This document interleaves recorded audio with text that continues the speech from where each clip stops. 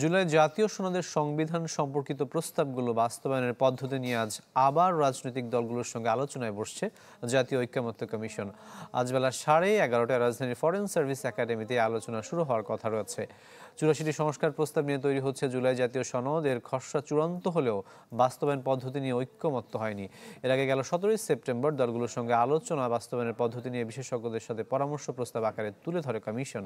আমি বুঝি নির্মাণের শিল্প, সালাম স্টিল বোঝে ডিউরেবিলিটি। সালাম স্টিল, মোস্ট ডিউরেবল স্টিল। সে প্রস্তাবে বলা হয় যে মৌলিক সংস্কার প্রস্তাবগুলো নিয়ে অন্তর্বর্তী সরকার একটি সংবিধান আদেশ জারি করতে পারে। এই আদেশ অবিলম্বেই কার্যকর হবে। এরপর আদেশটি নিয়ে জাতীয় সংসদ নির্বাচনের দিন একই সঙ্গে গণভোট করা যেতে পারে। তবে বিএনপি সহ বেশ কিছু দল এই প্রস্তাবের সঙ্গে দ্বিমত পোষণ করে। 15 অক্টোবরের মধ্যে দলগুলো স্বাক্ষরের মাধ্যমে সনদের পূর্ণাঙ্গ রূপ দিতে চায় কমিশন।